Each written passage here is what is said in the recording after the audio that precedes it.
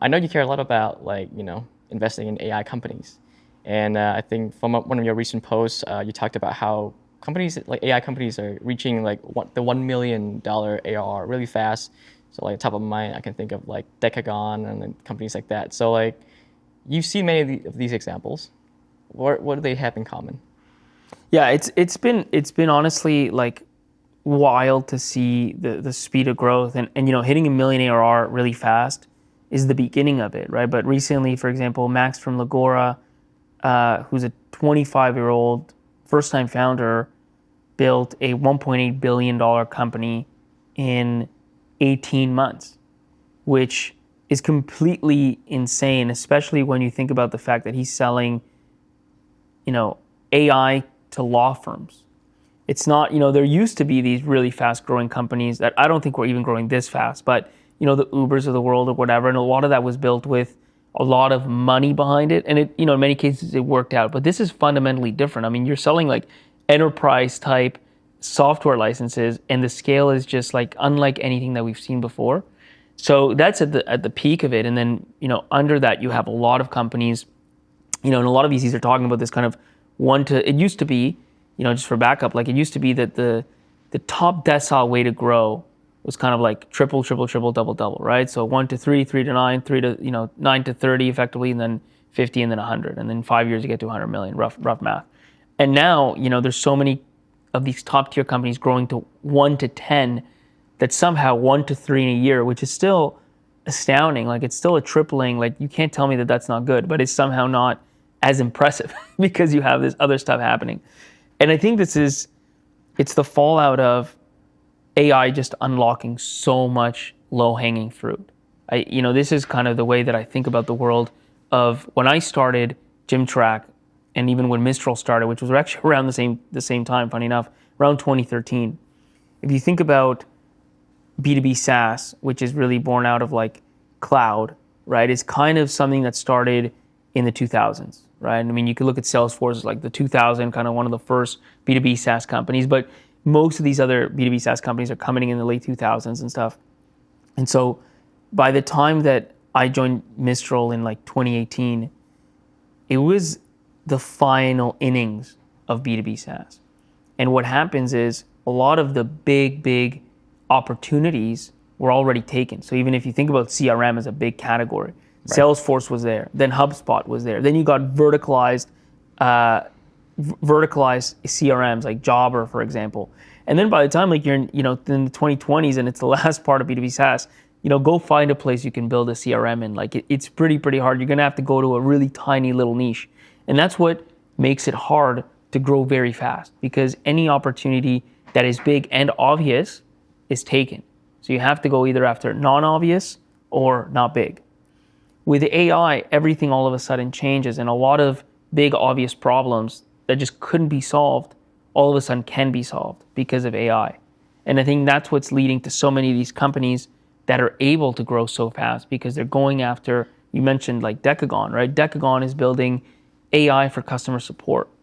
I remember when I joined Mistral in 2018, Ada Support was building AI for customer support. Right. And this is almost 10 years ago. And then before that, you had Drift and you had all these. So it's the idea that some sort of intelligence would take over customer support has been known and understood for a long time, and it's clearly a massive opportunity. It just so happens that before AI, it couldn't really be fully solved. And that is what Decagon at least claims to do and has, seems to be doing so far because they've grown from zero to a couple $2 billion valuation also in 2 years, which is insane. And they're just doing AI for customer support for the enterprise. So I think that's what you're seeing happening in many different places, which is big, obvious problems that couldn't be solved without AI now can be solved because of AI, and it's leading to insane adoption. Right, and we're talking only in the sphere of selling to enterprise here, right? So, for example, you mentioned that low-hanging fruits that are being solved, and some of the use cases are, already proven to be very effective with AI. What are some of those low-hanging fruits? Yeah, I mean, I could go through the list of interviews I've done on PMF show, but for example, here's one, Juicebox AI, right? They're growing like 1 to 10 million in a year. And what they're doing is AI-based outbound recruiting.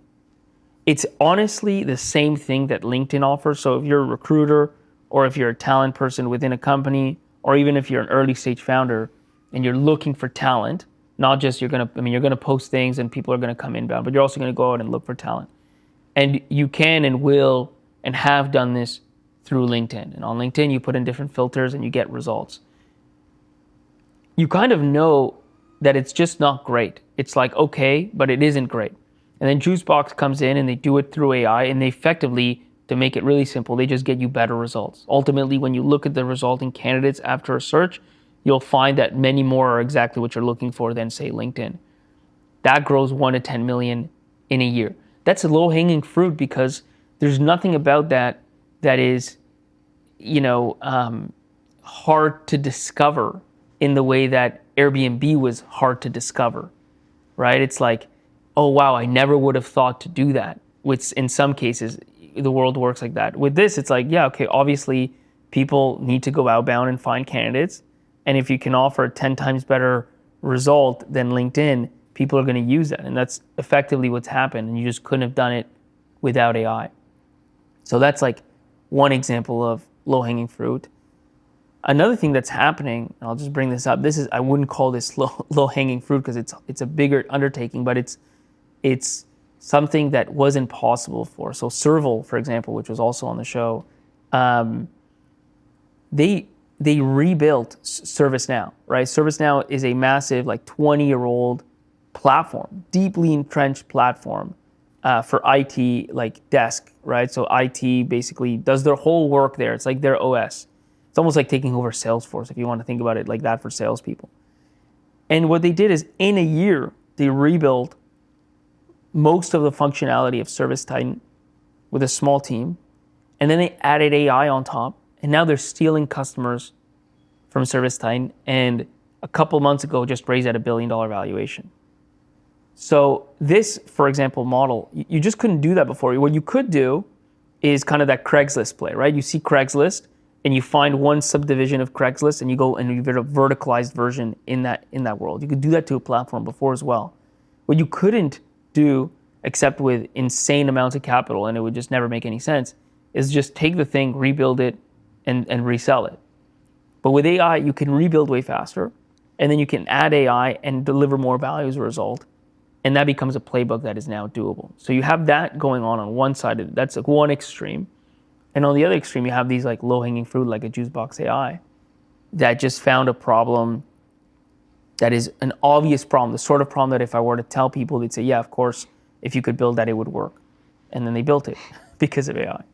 Right. So what I'm hearing is you can actually, upend an entire industry or vertical, like the big dogs, just by building their product from scratch with the help of AI and with AI features and stuff like that.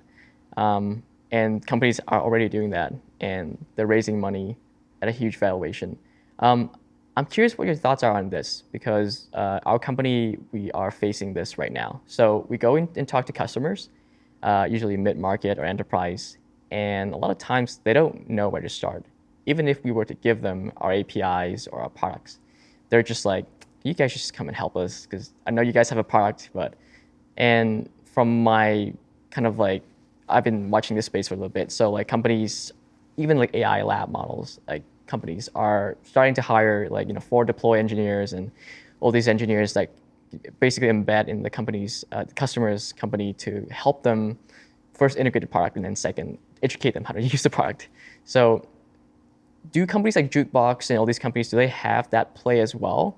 How do they help their customers kind of realize the value of AI so that by the time it comes to renewal, customers are like, oh yeah, we actually use the product, and even though this technology is crazy new, we learned how to use it and got some value out of it?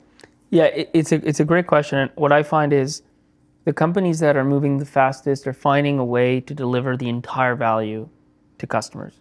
So in the case of a Juicebox, I don't know if they I can't speak specifically to whether they have forward deployed engineers or not, but I know that they have a product that doesn't require that. And the reason is that the product and what they're trying to do is not a hard to use thing. It's easy to get value out of it, right? It's the same interface, but better backend, I guess. Yeah, better backend, better results, right? Like, because there's AI under the hood, it's more, it ultimately just delivers. One of the examples they had was, as an example, if you think about the way LinkedIn works with keyword search, if you don't have fintech in your resume and I'm looking for someone with fintech experience, it's just not going to pull you up. Right. What they're doing is they have semantic understanding of the places that you worked. And if you worked somewhere that is related to fintech somehow, they might still serve you up. Like, that is a very small, tiny little example, but it gives you a sense of the power of relying on better semantic search than just, let's say, keyword-driven stuff. Something like that, you just don't need forward deployed engineers. The key thing is, even there, you're providing the entire value, and the entire value is search and find. Like, you're going to search for what you want, you're going to get what you want. That's the value. In other cases, you do need forward deployed engineers or some sort of services element to deliver the entire value. And that's another whole category that I see spinning up, is this AI-enabled services category.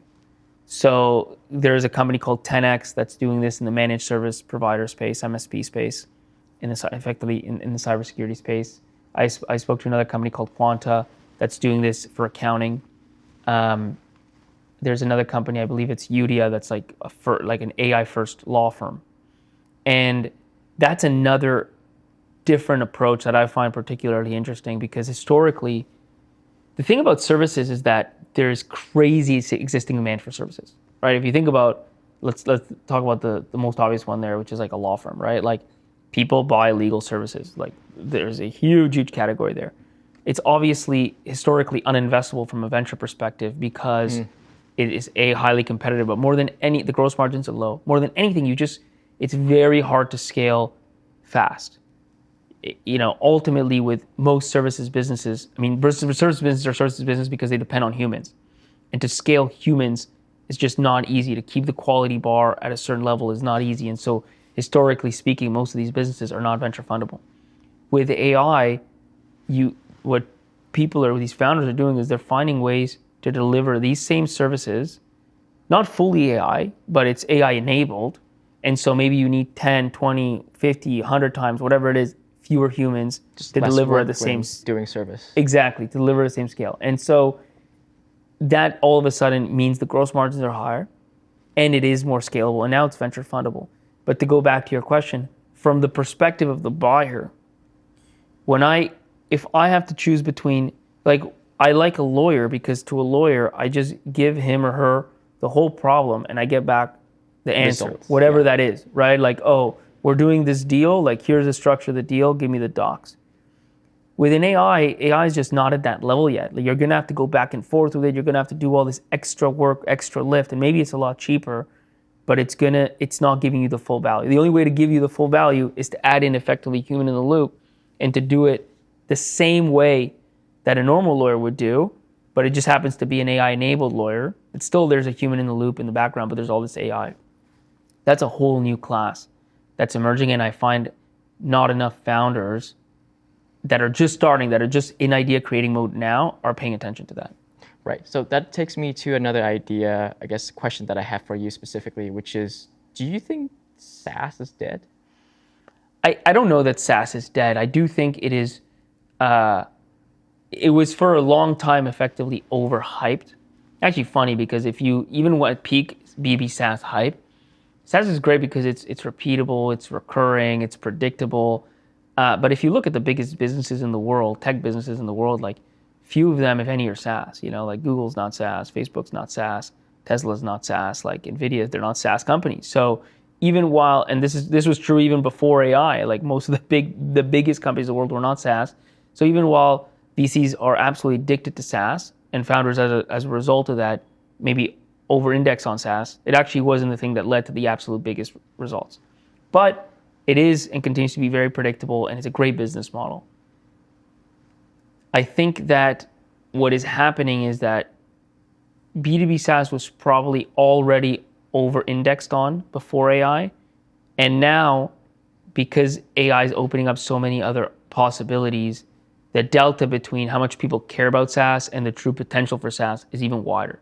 I wouldn't go as far as to say, oh, it's just like dead, it doesn't make sense anymore.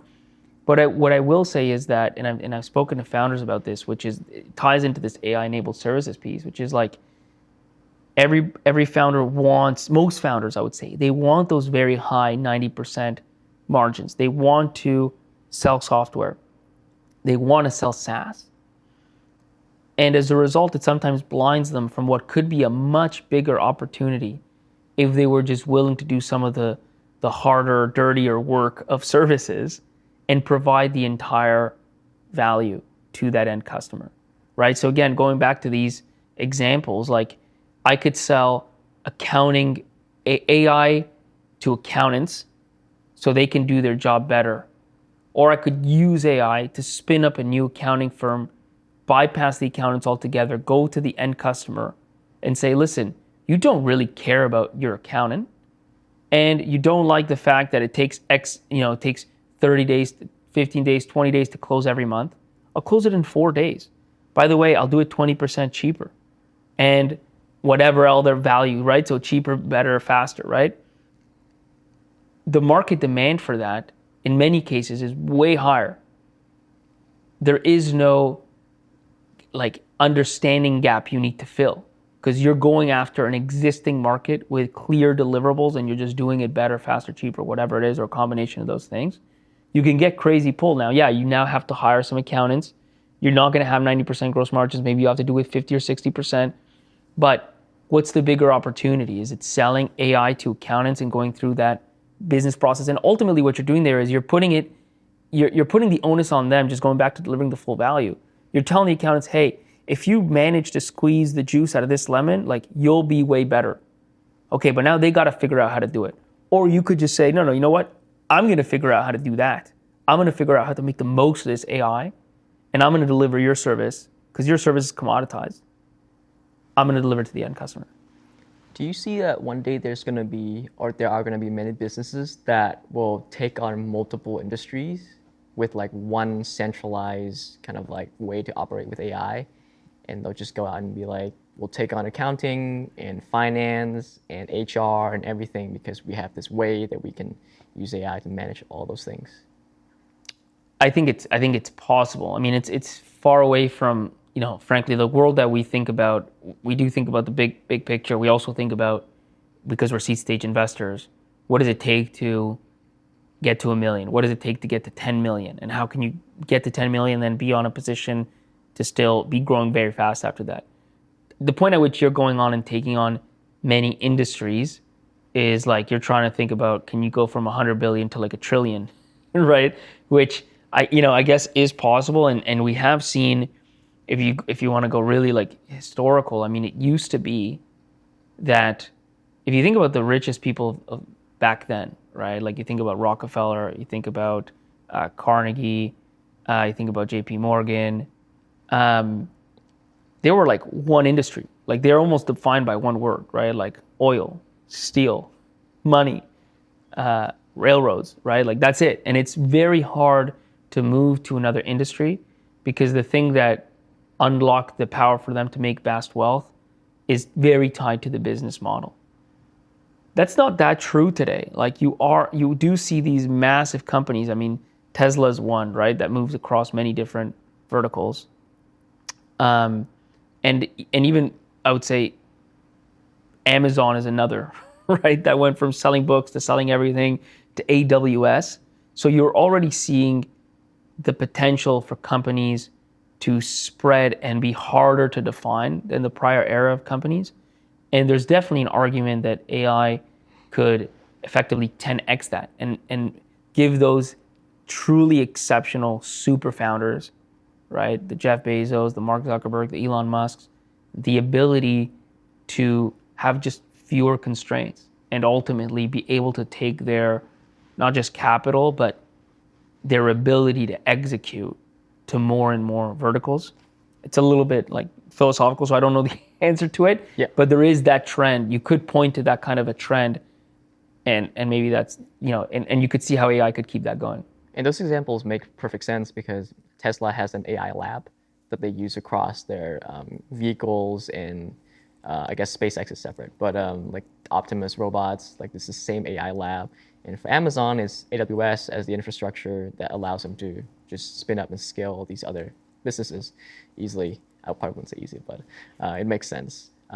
So what do you think founders are doing wrong last year, what they were doing wrong last year, and what do you think they're going to be doing wrong again this year?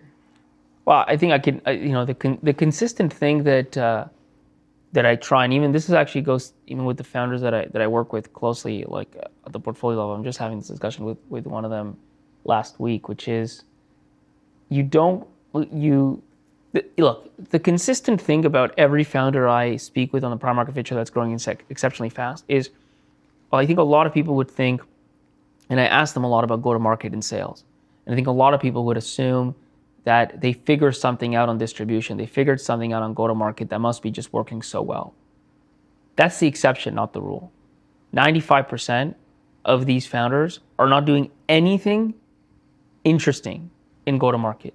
They're not doing anything different than the ones that aren't growing in go-to-market. They just have a product people really want at the core. And actually, funny story, when I was talking to, I think it was Jake from Serval that said this to me, like when he joined a company that was, before he did this, he joined another company that was growing very, very fast. And for the same kind of reason, like, I just want to understand what these guys are doing. And then he looks and he gets into their sales calls and he's shadowing and he sees nothing different. There's nothing different. Fundamentally, it's the same stuff he was doing before. He just wasn't getting traction. So I think what a lot of founders get wrong is they don't find that true market pull. They don't find that true, product beginnings of product market fit where they're actually just unlocking a need that is a top priority need. And then, but they get something, right? Like this is where it's easy if you have no wins at all. And it's also relatively easy if you're killing it. When you're in that gray area, which most founders find themselves in, this is where it gets hard. So many founders will get into this gray area where they have a product that has a market and they have some sales. The biggest mistake I think they make is then they try to optimize that. They try to say, okay, well, how can we improve our conversion rate a little bit? Change our messaging, change this, change that. How do we increase our demo show rate? How do we increase our demo to close, whatever, retention? And all of that amounts to a 5, 10, 20% lift. In many cases, they need like a 1,000%, like a 10x lift to become the kind of company they want to become. The only way you do that is if you effectively, pivot is kind of that classic word, right? But if you find something to materially change, whether it's a new market or selling the same the different product, the same market, but something big has to change. And I think the mistake many founders make, especially in that 0 to 1, 2, 3 million ARR range, is they're too hesitant to make big changes. And as a result, they get stuck with businesses that fundamentally are just never going to truly scale.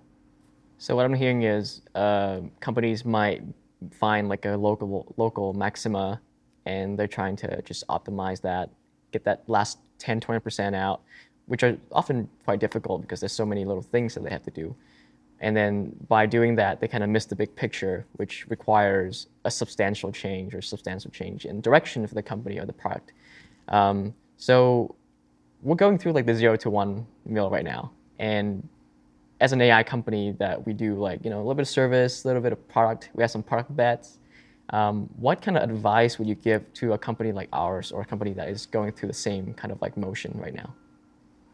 Well, I'd have to give you specific advice. I'd have to hear a lot more about like where you're at and what product like you're building. Yeah. So right now, this is our first month, and we have 3 customers. 2 of them are mid-market. One is a brand new startup. So for the mid-market ones, that's where we want to target specifically for the year. And both of them have very similar problems. They usually have 2 problems. So one is the engineering team had built some sort of AI product, but because they're also brand new in the space, they don't know what they don't know. So they bring us in and we kind of give them like a rundown of like, oh, you gotta do evals and you gotta do this best practice over here and this is how you build certain things. The second thing that they usually do or have problems with is organizational change. So we're like, we are using AI tools, but they're like IT shadows. They're somebody's using ChatGPT here, somebody's using Gemini there. We have some sort of like an OKR for it, but we don't know what to do with it. Can you guys come in, kind of like give us a rundown, like help us out. Maybe build some internal tools to make everybody more efficient. So efficiency is what they're looking for. So usually two things. And one of the product bets that we've made, and then soon realized that other companies are also betting on the same thing, which is an agent builder. So an agent builder, it makes sense in 2026 because 2025 was when pilots in enterprise for agentic products kind of like either succeeded or failed. So most of the agents failed, but the agentic workflow stuff kind of succeeded, and people were very, open to buying workflows. But workflows has a skill floor, which is you have to learn how to build them, and you don't take advantage of like the vibe coding trend where you can just tell it what to do and it'll just build a thing for you. No, it's kind of like no code, low code, right? So you kind of have to learn how to use it. So we wanted to bet on an agent builder. So we built a whole bunch of stuff, and our customers are looking into it and become design partners. And then we looked around and we saw that, other companies are also doing something similar. So I wonder if you've seen similar trends, and also going back to the advice thing, like given that context, like first year, early stage business, customers kind of like us. What do you think should How much? happen? How are you charging? Right now, we're charging like kind of like contract based, so we call it forward deployed.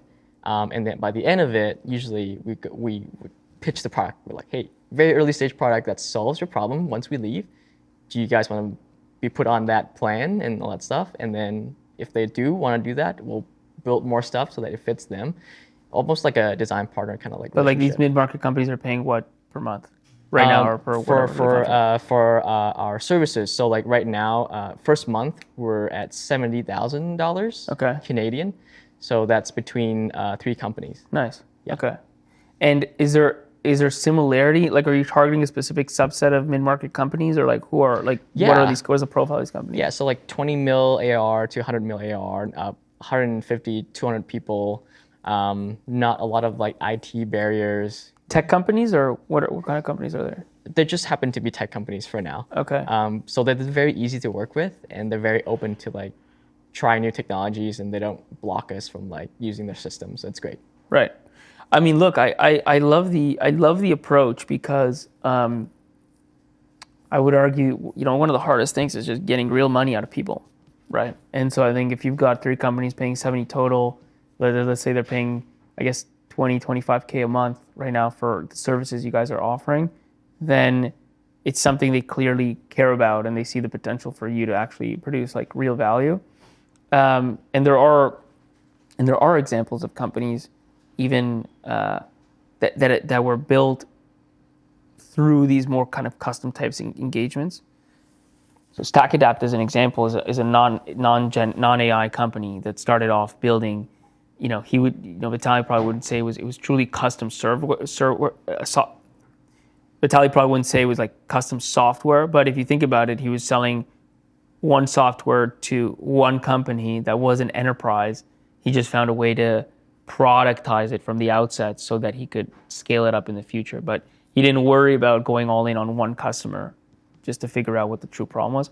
I think in your case, what you have to, I think you're doing the right things in the sense that you're after a scalable problem, something that you could build, whether it's a full product or an AI-enabled service for, it still has to be narrower than what you're doing today, which is like, we'll go in, we'll see what you're doing, we'll help your eng team build stuff better and have like best-in-class setups, and also we'll figure out how to upscale or whatever it is that you're doing through AI to the rest of the company. But I think if you were doing this with like 5 or 10 customers, even at the beginning, I think what you'll start to get a sense for at first is which customer types do we work best with for whatever reason. And then in those customer types, what are the problems that we keep hearing about? And then for those problems, which one of those is like truly top priority? And can we build something that is a little bit more repeatable than what we're doing? but a lot of that is just time. Right. So I think you're much better off, and especially today, getting paid for services and worrying about whether you're ever going to figure out something that is somewhat productizable or at least scalable, than building, that kind of classic build a product in your basement and then hope that somebody's going to buy it later. Yeah, I think I made that mistake last year. That's why Right. we came in this year and we're like, this is a way in for us to talk to our customers and see the dirty, laundries in these customers' organizations. So then hopefully we can find something to build there that is truly meaningful to these customers. So that makes sense. Thank you so much for the advice. No worries. Cool. So actually, I forgot what the next question was. Some spicy ones. You ready? Yeah, sure. Let's do it. Okay. Can you walk me through one of your AI investment? How did you find it? Why did you say yes? And what happened after? I'll talk about the latest one that I did, a company called Sales Ask. And that one, honestly, I've known the founder for like 10 years now. So we met. So his story is when he was 19 years old, he right after high school started like in the contracting world, and he started just renovating people's homes. Like literally knew nothing about it, knew nothing about the trades. Just started doing that. Over about 10 years or so, he ended up building what's called Ottawa General Contractors, OGC, which is a company in Ottawa that still runs today, and it's a very successful general contracting company. And when I met him about 10 years ago, he had decided that he wanted to go from the trades and into tech. He just felt that the trades, they were great, they got into a certain place, but he wanted to build something bigger with more impact, and he felt like there was a ceiling on how big what he had done could be. So he effectively put his partner in there, and that company's still operating. And then he went all in on tech. So he started his first company. He'd already done this first company when I met him. It was a social media company that like went up and then went down like as fast as it did. It went really viral in like Latam, funny enough, and then it ultimately didn't work. It was a great learning experience for him. Then he started a second business. In this second startup, I got really close to him during this period because it was interesting. It was this apprenticeship marketplace. So the idea was that if you're, as an example, and what he started with was marketers. Let's say you want to become, and this is like the 2013, 2014 era. If you want to become a marketer, but you're, let's say, a young grad, you don't have a way to really build skills because in order to become good at marketing, you need a product or a service to market. Right. And at the same time, nobody will hire you because you don't have the skills. So it's a bit of a catch-22. And the idea was, well, if you have SMBs on one side and kind of young grads, let's say, who want to be marketers on the other, the SMBs need marketing services and they have a product or a service to market, and they can kind of give some advice to these students who will come in for free and do the marketing. So they don't pay, but they don't get paid, and the businesses pay like some monthly fee to be part of that. And so anyways, this was the beginning of it. It got traction. It grew to a few million in ARR. But ultimately, again, it kind of wasn't able to scale to the true potential that he wanted it to scale. And so there again, he hired. I'm gonna have to. We can edit this later, right? Because I'm just thinking about how much I'm sharing about this company, and that it's not my company. Absolutely. Okay, I'll cool. send you the draft later. Okay. Yeah. So he got it to a place where, it was doing a few million in revenue. It was profitable. He brought in a new CEO to kind of take over that, and then he decided to start something new. And we had conversations throughout. And so, anyways, this latest thing that he's doing, I think, is where he's really found that Venn diagram. And what he's doing is he's bringing AI to the trades. So obviously, the trades is an area that he knows a lot about, and a lot of the trades they probably have like a CRM, but in many cases have underinvested in technology relative to, let's say, technology companies, which have tons of B2B SaaS B2B SaaS apps like inside already, and they're trying to upskill to AI. The nice thing about the trades is, in many cases, they're still doing things the old school way, and they're going from that, and they're kind of leapfrogging a lot of B2B SaaS and going straight into AI. And so what he's doing effectively is looking at what are the tech companies adopting in AI, because they tend to be the early adopters, and rebuilding and repackaging that and selling it to the trades. So we made that investment a year ago, and it's gone quite well so far.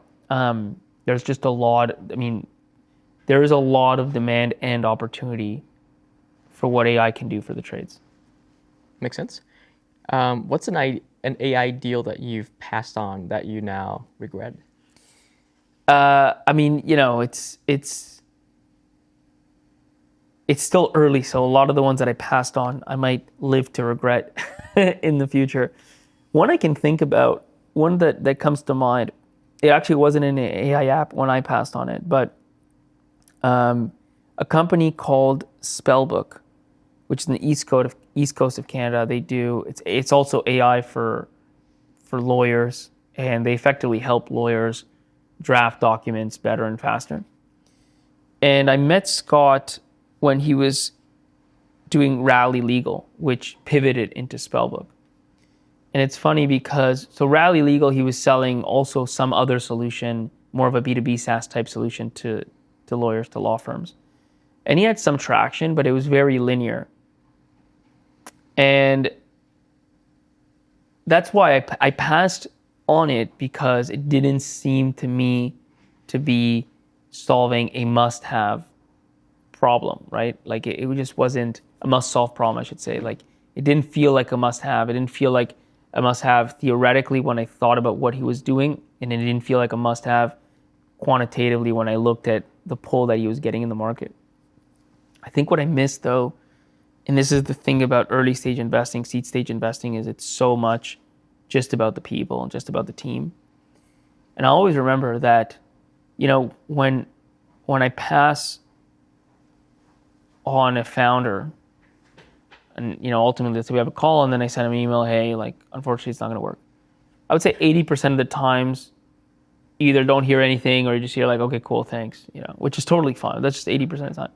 The other 20% of the time, a founder will ask you, why did you pass?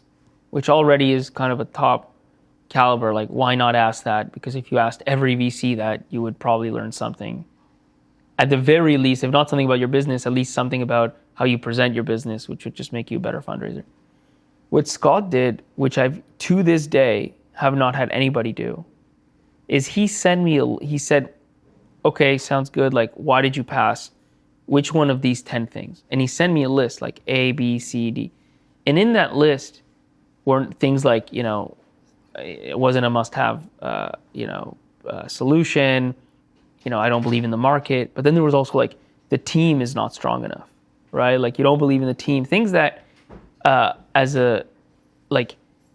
the reality is when you ask a VC why they passed, there are incentives at play. And there's things that are like, why would you, like sometimes you pass on a team because you don't believe in them. Why would you ever say that to that person? Like 99% you're not going to do it. You're going to say something else. Maybe it's also true and you omit, or maybe it's not true and you just say that to save face. But you might say, I just don't think the market is there, or I don't, I have other opportunities right now that I'm more interested. Whatever else you come up with. When you do it with that list, you enable the other person to tell you the truth because you've put it out there for them. You also make it way more likely that they'll respond and that they'll respond with something. But more than anything, it is the fact that he's one of, I'm going to make it up, 1,000 founders that have ever said that to me already shows that he's at least doing things differently and thinking differently. And I swear, even at that time, I was like, oh, that's interesting. And then I just gave him an answer. Right? But I noticed that was different and unique. What was the answer? I don't remember at this point. It was probably around what I said. Like, I don't think it's like a must-have thing. Like, I just don't think that it's a... And, funny enough, I was quote-unquote right about that thing, but then he pivoted and now he's killing it, right? So I was right about the unimportant thing and wrong about the important thing. And the important thing was that he was an exceptional founder. And maybe he would have found something, or maybe he wouldn't have, but it probably was a bet worth taking. And that's really what you're after. Like, in a sense, everybody knows in venture, you have to build a portfolio. You make 25, 30 investments, and you know that your top one investment should return, 30, if not 45x, in the sense of paying for at least the rest of the fund, if not a fund and a half. And the two together, the top two, should pay for 2x your fund. They should give you a 2x overall if you want to get to a 3x fund.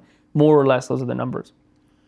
So, and the way to do that is effectively by finding these very spiky type individuals who hopefully are also going after markets that make sense, after problems that make sense, that could have these sort of outcomes. But in his case, he was going after the right market with the wrong product, and he changed the product so much it's unrecognizable from what it was, but it still worked out, which is also part of the bet that you have to make. So that's still one in the world of AI that I think a lot about, and especially because there was probably enough signal there for me to dig into, hey, wait a second, this founder's very different, and maybe it's worth at least, having another hour, spending a little bit more time to see if there's something more behind that. And how long after that did you realize that, this could have been a good opportunity? Well, it was after he pivoted to Spellbook, which I don't know, let's say it was a year later that he pivoted, and then you start to see the growth. And then I had him on the Product Market Fit show, and he told me, and that's the other interesting thing is when I had him on the Product Market Fit show, obviously at that point there was the business was doing very well. So already I'm predisposed to thinking that he's got something that others don't, sort of thing. But when he explained to me how he came up with the pivot for Spellbook, there was so much difference in the way that he approached finding product market fit. Difference that I probably should have been able to pull out earlier had I asked effectively better questions. This is a complete tangent, but it's funny how this actually happens a lot. The difference between a 30-minute pitch and an hour-long podcast interview. Forget the fact that it's twice as long, but just what you end up finding out when somebody's trying to pitch you, and also when you are receiving a pitch and pulling out effectively business level information, versus when somebody's telling you their story and the founding story and let's say how they found product market fit, and you're just simply trying to understand a little bit who they are, but more like how they approach things and how they do things. And this is one such example. In the show, he told me that he had, in order to come up, once they realized that Rally Legal was okay but not great, in order to come up with a pivot, they devised a 20-point system. His insight was this: most pivots happen like this. Somebody comes up with an idea within the company. They then frame it within a narrative, because that is how we communicate things to people. The narrative, if the person's good at thinking and speaking, sounds pretty solid on paper. And then you go and you implement it, and you find out whether it was good or not. And what he decided to do was, that's fine, that's going to keep happening, but the problem is, how can we tell which ideas are best out of the 5 or 10 or 30 that we have, besides who's telling it and how they're telling it? That's really all you have. So he devised this 20-point plan, 20-point, let's say, rubric. And is all these heuristics about when you look at very fast-growing products, what do they have? Things like, for example, time to value, right? So time to value, you might have virality or likelihood of word of mouth, or I don't remember the 20 points, you'd have to listen to that episode, but time to value being just one that'll give you a sense of what these things are. This is not something that would be part of a normal story of the idea that you want to go out and put into the world, but it would be a way to score it. And so then you have these ideas, use this point system to score it, and then you go and you develop and you put out every 2 weeks the top one. And when you put out a new idea, the other thing that he would do that was different is a lot of the times when founders are iterating, they will iterate on their main product. So let's say their product is Rally Legal, and you'd be like, okay, now we're going to launch this new feature. Maybe this new feature will unlock growth, right? This is a very common failure mode, which is you start building features and features and features and you never get anywhere. And usually the way it works is you have this main product, you come up with a new feature type thing, and you add the feature and you kind of launch that feature and you cross your fingers and hope that that will change the trajectory of your product. What he did was every time he launched one of these new ideas, it was launched as a completely new website with a new URL, with a new identity, with a new brand, because that gives that feature or product much more of an ability to be understood. Like if it's just a feature in a product, it's just more complicated by that simple fact. this way, given that the main product wasn't hitting, you might as well burn it in a sense. Like that's the way to think about it is forget sunk costs. Forget the fact that you've been building this product for 3 years and you really want it to work and you're hoping this feature will make your product work. What you actually want is product market fit. And if you're in the situation, it's because your product doesn't have product market fit. Otherwise, you'd have product market fit and you'd just be worried about how fast to grow. You don't have product market fit, which means you need a big change. Which means if you're going to do a big change, why not give it the maximum likelihood of it hitting, launch it separately, put it ads separately, everything is separate, it's completely unrelated, and then really test it out. And that's what he did. And one of these things was Spellbook. And right away, it was off the charts in so many different pieces of the things that he was looking at. It was just kind of like night and day. And then, I mean, the rest is kind of history, right? But if you think about all that, there's so much signal there that frankly, I just didn't tap into at the time when it mattered. Yeah, I remember when I went on maybe Scott's blogs or his LinkedIn, and I saw that instead of seeing a post about Rally, I saw a post about this new thing called Spellbook. Right. I just thought to myself, like, is this like a Hail Mary or something? Like, what is this? Because I kind of knew Scott because I used to live in Newfoundland. Okay. And I got a lot of alpha out of like reading Scott's blogs. I kind of knew how he thinks through his blogs, because he talks a lot about video games, which I obviously do enjoy growing up. So he's talking about strategy and like how to think about opportunity cost, how to like, there was a blog that he wrote about that really kind of like solidified Scott's position as a great critical thinker in my head, which was a blog about scrubs. I don't know if you've read it or have heard of it, but basically when you're playing this game called Street Fighter, there are two types of people. So this is in Scott's words. The one type is like, okay, there's only one way to win, and it's the traditional way. You gotta like do it by the rules, whatever. And then there's the other type, other camp, which is you do whatever it takes to win. You play dirty, whatever. The goal of the game is to win. So you use whatever tricks you have in the book. So the people who strictly follow the rules are called scrubs, and they always are the most annoying and butthurt people who lose tournaments. And then there are people who play to win, so they'll do whatever it takes. So I remember reading that, so I was like, that's cool. I want to live my life like that. So yeah, what a shame that you didn't get in on that round for Spellbook. That's right. Last question, because I know we've been an hour here. When a new founder, or any founder, pitched you something in AI, what do you try to figure out in the first 10 minutes of that conversation?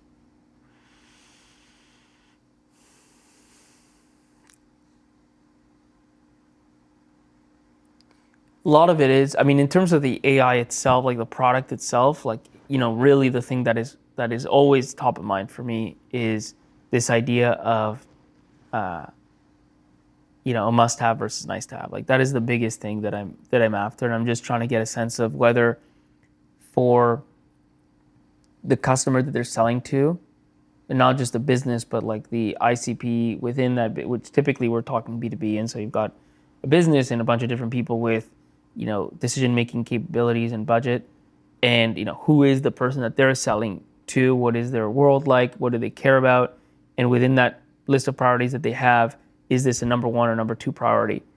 That's like the number one thing when it comes to the product that I'm really thinking about.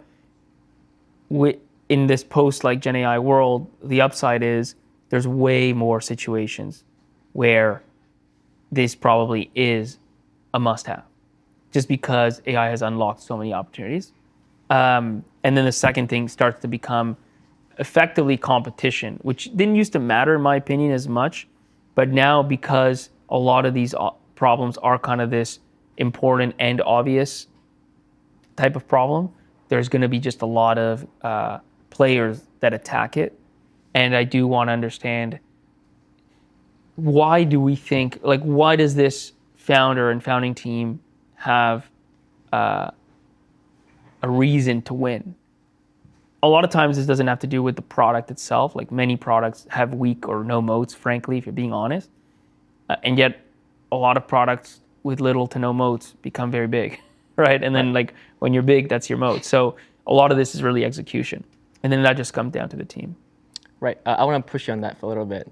I want to poke on that for a little bit. So um, there's a school of thought here where people are saying, well, when you go and sell to like B2B or enterprise, selling to pain points is like, it makes sense, but some people are saying that selling to the alpha that you get when you get the solution is a better play, because when you sell to pain points, it's almost like it's saturated at this point because everybody knows what the pain point is. But with the solution, you unlock X amount of revenue, whatever. A lot of times the B2B sales gurus would tell people that. So like, do you find that opinion to be, the opposite of what you just said, or is that also can exist in the same, narrative that we go and sell to these companies? Well, I think it's aligned in the sense that I'm talking about must-have and I'm talking about priorities. Right. So a priority could be like a pain point, something that's causing you trouble on a day-to-day basis or whatever it might be, or it could just be an opportunity. I mean, fundamentally, every business wants to make more money, and every subdivision of that business wants to do more of whatever it is that they're doing that ultimately drives more business, right? Like a marketer wants more leads or more conversion, right? A salesperson wants higher ACV, or also, more demos, more conversion of close, whatever it is. And so I think a lot of that is, just depends on how you define like a must-have priority sort of thing. But for me, yeah, if you can go in, but you do have to think about, okay, this person you're selling into, what do they care about? And if you find a way to lift that, which is kind of this like, hey, if you use my product, you can get more alpha because you can lift this thing, that honestly, all things equal, is better than some sort of cost-saving thing that, reduces a problem, right, and reduces a pain point. So I'm fully aligned with that. But you do need to and I think that's a lot of it is just how well does the founder know this ICP? I mean, I think that's a huge piece, because a lot of this stuff is subtle and just hard to define. And a lot of the times, even the products that win in a category, you almost don't know from the outside why they win unless you speak to like 10 or 20 or 30 customers and learn from them the little subtle things that one does better than the other and why they go with one and not the other.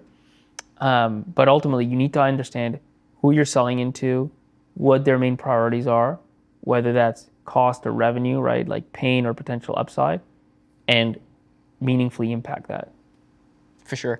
Do you have anything coming up in the near horizon for you personally and for the firm?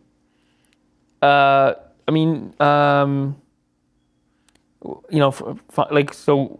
funny enough, we just keep doing, more of the same. I think for us really continues to be, as it's always been, about meeting great founders, meeting great founding teams, founders that are looking to drive serious impact, by really, building a startup that matters and really can move the needle for their customers, whatever that might be, whatever market that might be in. And then besides that, obviously we got the product market fit show, which has been honestly just an amazing source of learning and a lot of fun. I mean, the founders that I get to speak to through that are truly top notch. And so that we also just keep doing every week. Please keep making more content, because I read them and I watch them every week. Awesome. Appreciate it, man. Yeah. Pablo, thank you so much for your time. Thank you for having me here in this beautiful office. I've always wanted to interview you next to these bookshelves the first time I came in here. So thank you. Thank you, man. It was great. Thank you.